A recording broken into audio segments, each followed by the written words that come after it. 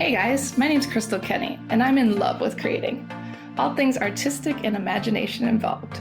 I'm an American girl who chased her creative dreams all the way to Paris, France, making a living using photography. This podcast takes you inside the stories of all the artsy folks I've met along the way and gives you that extra push to discover your creative gifts. The desire to create is deeply inside each and every one of us, and I give you the tools and inspiration to find a new way of living a more creative life. This is La Vie Creative, the podcast.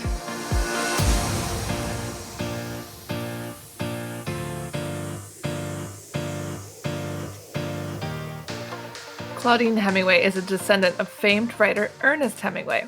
We bumped into each other at a party and decided to team up and dive deep into French history, but with a twist, by bringing a spotlight to those lesser-known creatives in France.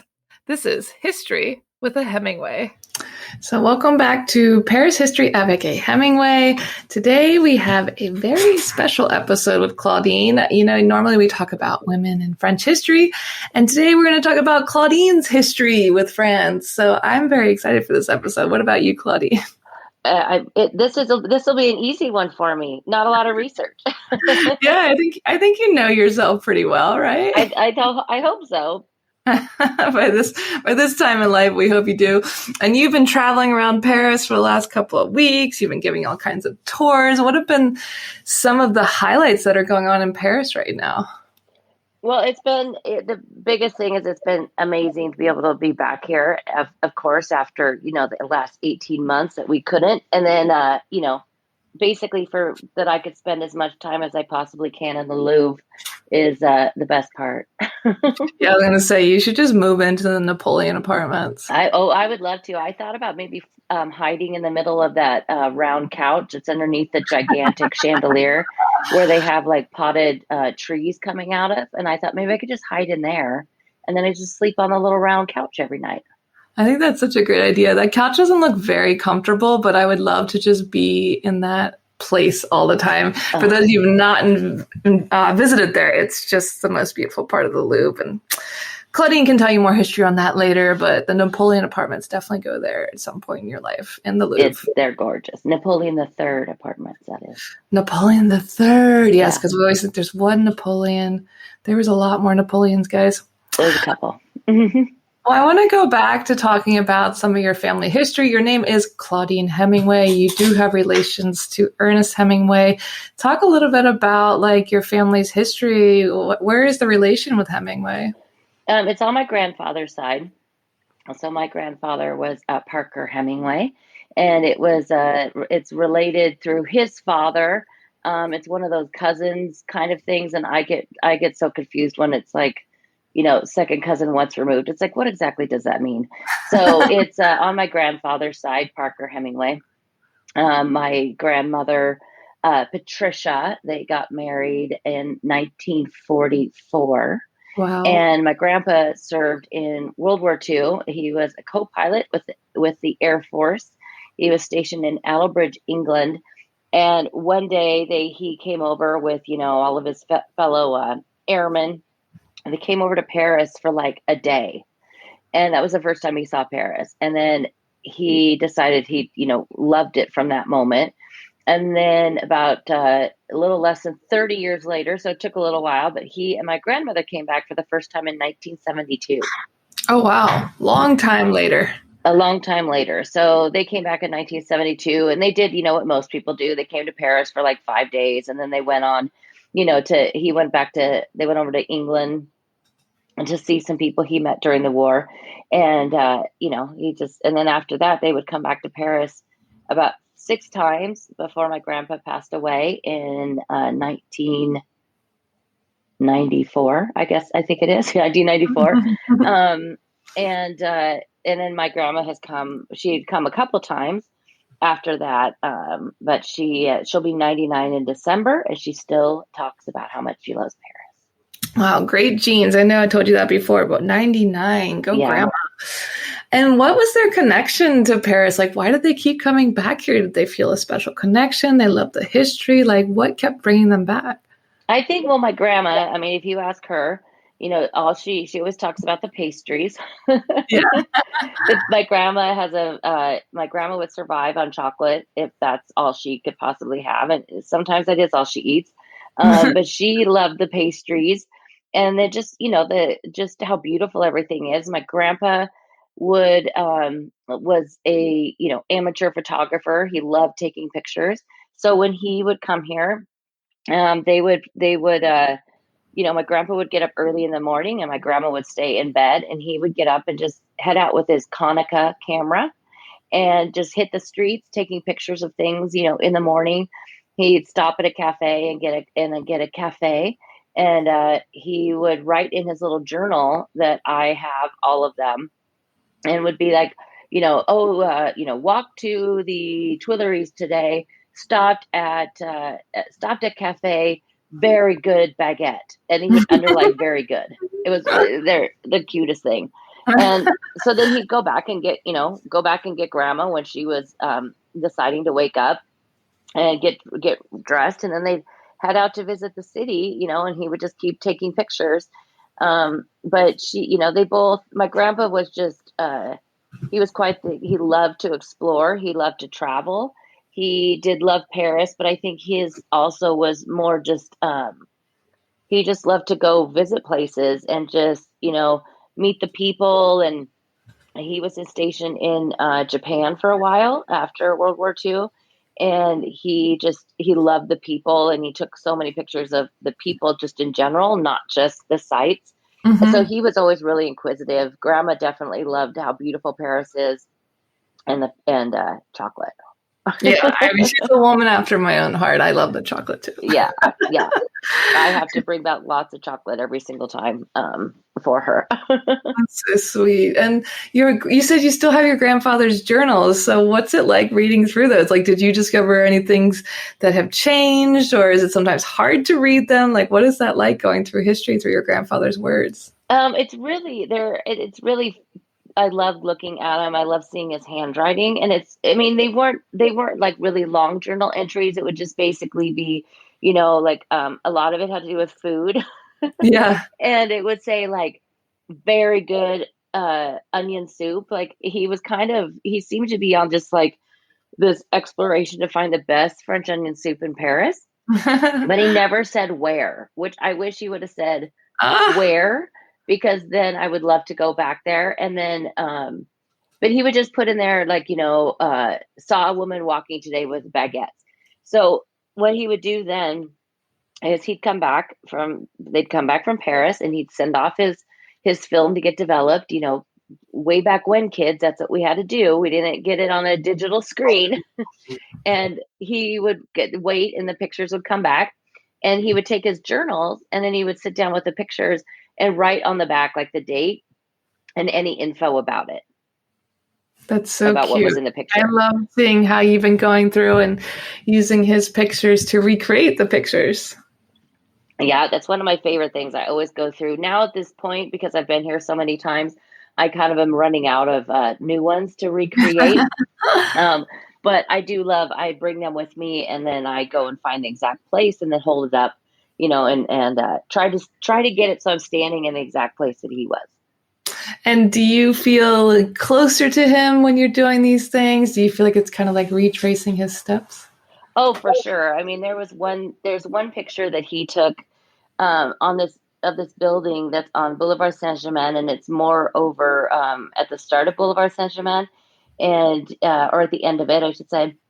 And I was walking one day, and it was this day that I was thinking like, uh, should I take, it's gonna rain, should I take the bus? Should I grab, or should I just keep walking? And I think I'd been at the Petit Palais.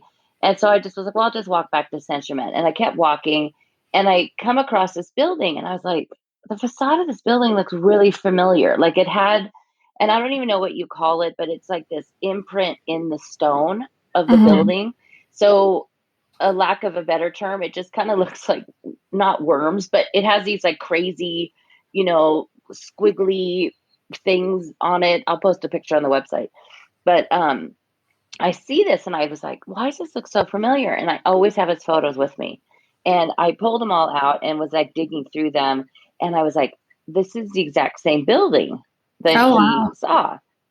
And so I stopped, and it has imprinted on the building. It says, March, I think it was like March 1918. It was like March 31st or something like that. I'm not quite, I don't remember, but it was basically shrapnel from World War One. Wow. And so I looked at it, and it was, of all the photos that he has, that one made me like, I just stopped for a minute, and I smile. I held it up. I took a bunch of pictures because I hold it up with it, in the background. And I smiled, and then I just started crying because it was like he, because I just decided to I'll just keep walking. So it Mm-hmm. was like, it's not the Eiffel Tower, and it's not a statue in the Tuileries. It's like, it's just this building on the side of Yeah. Boulevard Saint Germain. And I was literally doing the same thing that he did, just wandering down the street, looking to see what I would find, and stopping and taking that picture. And it made me feel closer to him than any of the other photos did. Mm-hmm. Yeah, because it was so random and like there wasn't really a reason to be there. No, no. And this just was like, and I probably, I'm usually pretty observant because I'm always looking for plaques and everything when I'm walking down the street, unless I'm in a hurry. But it just was really, it just really got me because I was like, he literally was doing the same thing. Grandma was still asleep, or she stayed in bed, or, he went out in the afternoon and just was wandering around down the street and said, "Oh, hey, look at this. This is cool." It took a picture of it. So, and sometimes there's, one where he took it of the statues of the fountain at the Palais de Luxembourg, the Medici fountain. And that was another one where I was like, I'm literally standing in the exact same spot because I lined it up perfectly. And I was like, I'm literally standing in the same spot that he stood. It's so cool how you can connect to your family in a foreign country, Yeah. Like how nice is that? Like you probably feel closer to him here than you do back home. Oh, for sure. I mean, I definitely feel like he's always kind of there. Same thing with my grandma. Luckily I still have her around, but my grandpa always used to say he was going to come back as a seagull. And when we were kids, because we'd be down at the beach and there was always seagulls, and he was like, "I'm going to come back as a seagull." And recently I was talking to my grandma about that, and she goes, "Well, that's because seagulls ate everything." And my That's grandpa, so like, cute. he loved to snack, and he'd get up in the middle of the night, and you'd hear him in the refrigerator checking for things, and grandma would have to put notes on it that says no, like if it's supposed to be there the next day. But I thought that was hilarious. But there's many times in Paris where, I'm just maybe having a day where you're kind of down, or you're not, or like right before I'm leaving and I'm getting really sad. And more times than not, all of a sudden, out of nowhere, a seagull will, I'll be on the Pont des Arts, and a seagull would just like basically come from underneath the bridge and Wow. like fly in front of me and just stop and like Wow. stand on the edge of the bridge, like a few feet from me, and just look at me. And then I'm always like, "Okay, Pop, like, okay, I found it." Like, and it's like, it's always this big connection I have to him, and, and my grandma when I am here. And, and it's funny because you look at three different generations of Hemingways, and we all drift to Saint Germain as well Mm. without even purposely doing it. Yeah, I wonder why that is. Yeah, I don't know. I mean, I don't know if it's just there's something. Yeah, I don't know. It's very strange because the first time I came to Paris and I stayed on the right bank, and with a friend of mine, and then when I went to Italy and decided, nah, this isn't for me, I'm going back to Paris. And I got a place on the on in Saint Germain in Odeon. And basically from that moment on, I was like, no, this is my favorite part. That And you first, my yeah. grandparents stayed around here too. And then, Yeah, we you all must. know. Everyone has a special connection to that spot in your family. It sounds like. Yeah, everybody has, there's definitely the people that always stay in the Marais, or people that always stay at Montmartre, or, it's just, you kind of find that your favorite little place. And that's kind of where you hang out. But there is a lot of very strange moments. And then going through, like, doing all the history research I've done on Hemingway, and, reading through things like his letters, and just, there was one thing that he wrote about, taking some people to visit the headless statue that's on the backside of the Madeleine Church. And I was like, no way. Like, I take people, and I've written about that statue, that this statue that lost its head during World War I, from a German bomb hit it, took the head of the statue off, and they've left it. They've never put it, even though they've never fixed it. That's so funny. I feel like they did, like they left the bullet holes in the buildings and stuff like that just so you would remember. Yeah, I love that they do that. I mean, because it just gives us like this tangible living history to Paris, by leaving those things. And talk a little bit about the book you're working on. So, yeah, like you said, three generations. You have Ernest, you have your grandparents, we have you. And it's like this interwoven history in Paris. Like, what is this book going to be about? Well, I think I probably have like three books that I have working on. But Yeah. one definitely that I'm working on is it's basically comes down to that, what I just mentioned about the three different generations of Hemingways, and kind of how everything intersects. Like how, Ernest and Hadley first got here, how my grandparents first got here, and how I first got here, and just kind of each of the stories, and it was just like a history of each of us, and the time in Paris. So, and then how it actually, in the end, how much of it just kind of intersects with each other, um, which I just think it's very strange, because it's like I said, it's not like I thought, okay, I'm going to go stay in this area because that's where, Ernest lived, and that's where my grandparents stayed, and that's where, it's very strange how it just history repeats itself in ways that you don't think it would. Yeah, it's very random, but at the same time not random. Yeah. Yeah, And talk totally. about the first time you arrived to Paris. How did you feel? Like, did it live up to your expectations? Did it go past your expectations? Like, had you always dreamed of coming here? What made you finally get here? Like, talk about that. Well, of course, ever since I was little, when my grandpa would have those photos and he would be writing on the back of the pictures, and there would be times that I would sit with him, when I was old enough, and would ask him like, what is this, and what's this picture, and he would tell me about all these things in Paris. So it was kind of like from a very early age, and then when they came here on one of the trips, they brought back a patch, like there was one that said Chamonix, and then one that was like said France, and it had like a French flag on it. And there were those patches that, I don't even know if they make these things anymore. But my mom had sewed it on this coat I had, this yellow coat with like this faux fur thing around it, and it was like I was like a toddler. But I remembered I was so sad when I grew out of the coat, because I loved it because it had this special little thing my grandparents brought me. And so the love of France, I think, had always been there. And I think it was about 2008.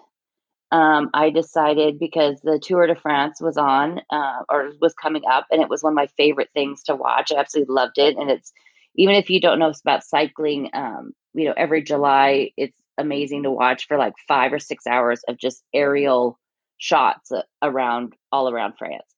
And so I had this idea, and I thought, well, I love French food and I love the tour. What if I created a recipe based on what's traditional to that area every single day? And I had this idea like a day or two before it started. That's so and fun. and so I would do all this research, because the Tour de France is different every year, except for it always finishes on the Champs-Élysées. It's the only thing that's ever consistent. So, they're going, sometimes it's really focused on, the northern side first, and then they hold down. So there's parts of it they don't even go to. Sometimes they don't even hit like the entire Normandy, Brittany coast. So I would do this research and post about it, and it actually got a lot of attention really quickly. And so the next 2 years, I was like, okay, I'm really going to do this. And then I'm also going to do all this research on where they are and write about the history of the towns or the villages or whatever. And so I started doing that. And that was just kind of when I really got like full blown into like obsessed with the history of France and Paris. And then, I just always wanted to go, and I was married. And that was actually a big bone of contention about wanting to go to Paris. And I decided to leave the marriage, partially because I knew I would never get to Paris if I didn't. I mean, there was obviously a lot of other issues besides that. But, and then in 2015, a friend of mine said, I have a million bazillion miles. I'm going to get you a ticket to Paris. And she lives in Europe. And she's like, and I'll meet you there. And she's like, because you're never good. My job was crazy. I didn't even have 2 days off in a month in a row for Wow. about 9 years. So, What? yeah. So I was said, she's like, you're always just going to say you can't go because of work. And she goes, I'm going to get you this ticket and you're going to go. And I was like, okay. And so I finally came September 4th, 2016. I arrived. And I remember one of the first things I saw was Sacre-Cœur as you come in, on the Yeah. highway. And then I remember the taxi taking us by the Palais Garnier, and I was like, oh my God, this is beautiful. And that day was a Sunday, and it was the first Sunday of the month. So that's when they closed the Champs-Élysées to traffic. And so I was like, okay, one of the first things I want to do is I want to walk up the Champs-Élysées because that's where the Tour de France finishes, and I want to walk down the middle of it. That's so cute. I love that the Tour de France brought you to Paris. Yeah, yeah. I mean, I still haven't been here to see the finish of the Champs-Élysées, but hopefully this next year I'll be here. But it just like it definitely was it definitely lived up to it. It wasn't, I was just like, oh my gosh, this is amazing. I do wish that I a lot of the first things I did, like the first time I went to the Louvre and the first time I did these other things, I kind of wish it had been different. The friend I was with was basically like, okay, well, we're going to go, but we have, an out, let's do it in an hour. And it was like racing through the Louvre to get to see Winged Victory, because that was one of the things I really wanted to see. And I was just I remember walking through the Corps and going, oh my God, and like snapping photos really quickly, thinking, I guess I could look at these later, because she was just like beelining through it. And Oh which is no. what a lot of people do. And and that's where I was just like, oh, I really wish I could have had some of those first experiences. You could never get back the first time. But I definitely have made up for it. Yeah, definitely. And we're going to be moving you here soon. That's my plan. That's my goal in life, to get Claudine living full time in Paris. Yes, yes, yeah. But I ended up going back a couple days later. And it was the night on a Wednesday when they were open later. And I went in the afternoon because she had work to do. And so I went back to the Louvre, and this time I went by myself. And I remember going through the Puget and just being like, oh my God, this is amazing. I mean, it's still probably one of my favorite spots in the Louvre. And I remember just walking through and just taking everything in and just being like completely blown away. And then I was walking out, and I was in the center under the pyramid, and I looked up, and you could see the Louvre was like, the building itself was kind of orangey pink from the sunset. And I was like, oh my gosh. And so I started like just running to get out. And I ran down the Rue de Rivoli, and I ran through the Tuileries to the very end, near Place de la Concorde, where the big basin is. And I just stood there, and, the sky was like orangey pink. And I mean, you know the spot well. There's the Eiffel Tower, and there's It's the gorgeous. obelisk Yeah. and the Arc de Triomphe. And it was like this warm, September evening. And, it was probably, I think, like 8 o'clock at night. And I could just hear people around me speaking French and laughing and having a good time. And I just started crying. And I literally, in that exact moment, had the weirdest sensation and feeling where it was like, I'm home.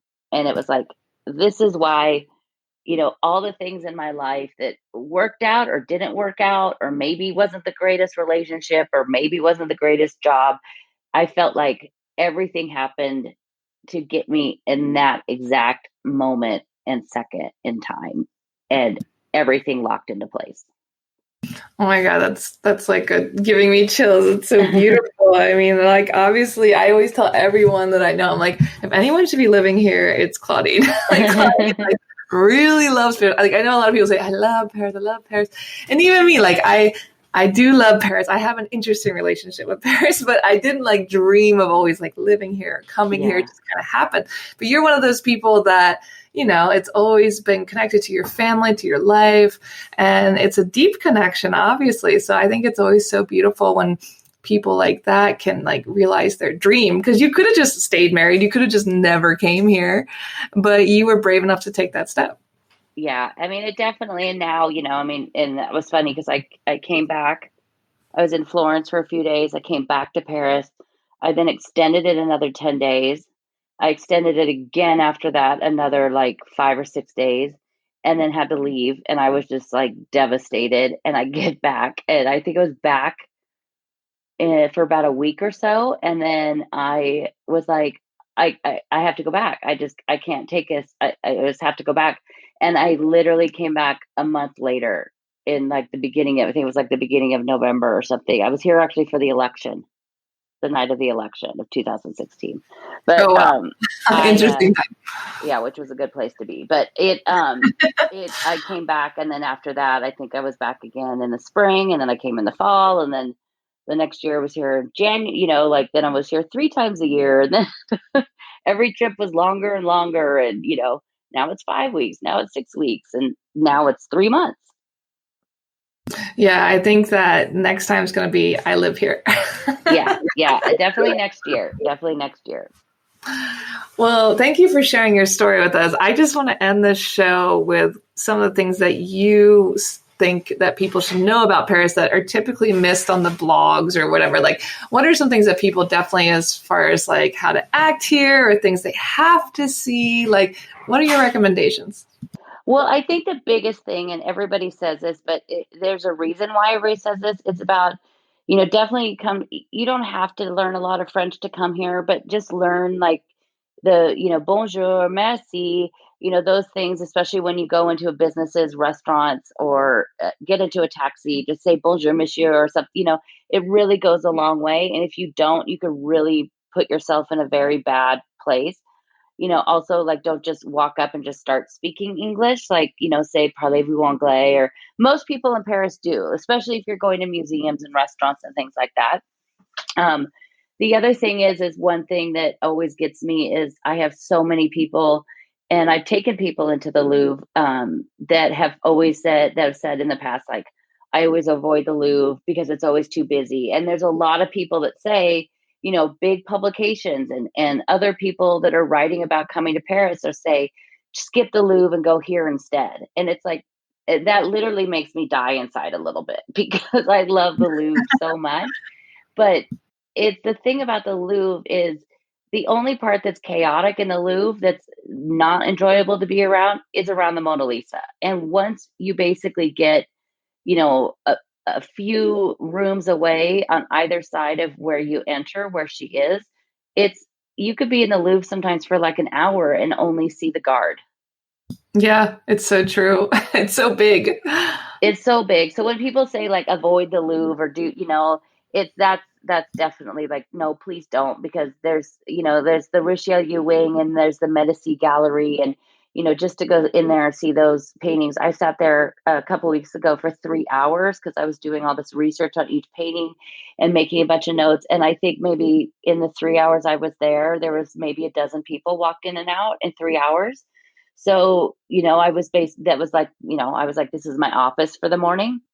Mhm. Um, but that's definitely like, I think the people that try to cram in too much and see too much.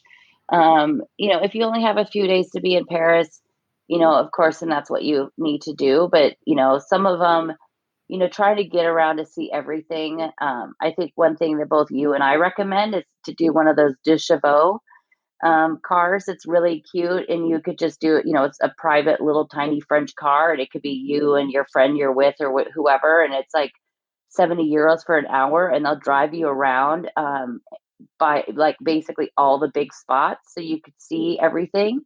But when you try to just race around and be like, okay, I'm going to go to these 4 museums this morning, and then hit the Eiffel Tower, and then hit these other 3 places in the afternoon, you're kind of missing the beauty of what Paris is. I completely agree. Yeah, you don't want to. I have so many clients that just rush just to check it off their list, and you won't really embrace it and you won't really remember it.